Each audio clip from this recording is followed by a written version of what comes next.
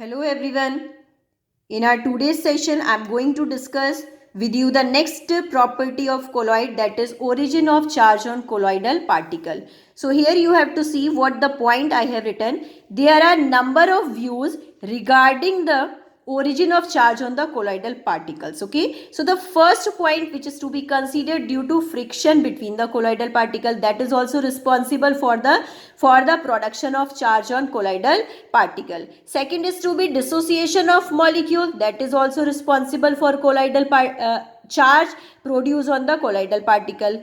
Next is to be due to electron capture during electrodispersion of metal, that is also responsible for charge production on colloidal particle. But the main point which we have to understand, this is very important, due to selective or preferential adsorption of common ion from the dispersion medium. It means the common ion which is in disperse phase and dispersion medium, that is to be considered, their adsorption is to be considered the reason for the charge, origin of charge on the colloidal particle. So you see here, as I have written, the preferential adsorption of ions in the most accepted view. So here we have to understand why the ferric hydroxide sol is positively charged. Most probably you will study that FeOH whole thrice, it is positively charged sol. So here I am going to tell you the reason. Is positively charged due to the selective adsorption of common ferric ion. So whenever the ferric hydroxide sol is formed, then the ferric ion is to be adsorbed from the dispersion medium.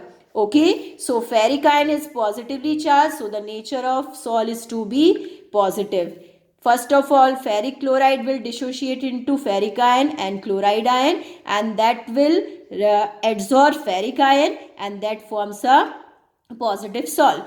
Let's talk about the arsenic sulfide sol. It is negatively charged. So what it does, due to the selective adsorption of here the sulfide ion, and sulfide ion is what? S2 negative. So H2S first of all will dissociate into 2H positive and S2 negative. So that will adsorb the negative sulfide ion. Arsenic sulfide, that will adsorb sulfide ion, and the solid becomes negatively charged. So here you have to understand when these conditions are to be created. So the first, it is to be written there, origin of charge in the silver halide. So you have to see here.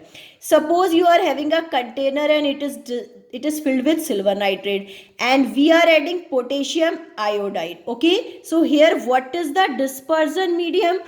Silver nitrate. So when Ki and AgNO3 will react together, double displacement will take place. AgI and KNO3 will form, and you know that every double displacement reaction is to be considered as precipitation reaction. So AgI, that will come in the form of precipitate.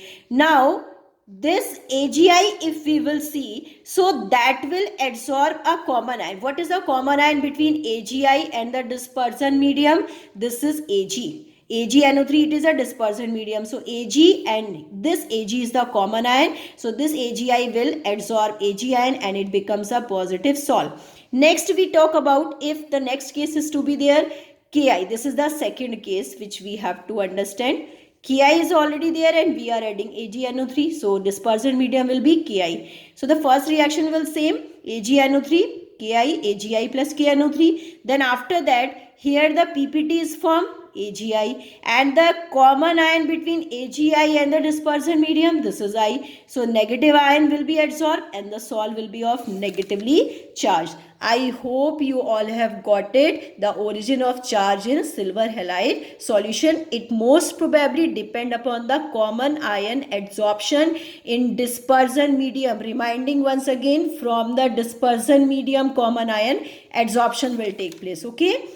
Now next we have to discuss the double layer theory, double layer electrokinetic electrical theory. So now here you have to understand, when positive or negative ions of the electrolyte are adsorbed on the surface of the colloidal particle, it forms a fixed layer, positive or negative ion. Then when they will adsorb that, then they form a fixed layer that will not move, and it attracts the counter ion from the dispersion medium. It starts to attract the counter ion from the dispersion medium. I have told once again already, that is to be adsorption always takes place from dispersion medium and forms a second layer which is mobile and is called diffused layer. Okay, so now you see here, suppose the layer which is fixed inside, suppose negative ion is fixed, so that is forming a fixed layer, and the positive charge is moving around it, so that is forming a mobile or the diffuse layer. So here the potential difference creates between this fixed layer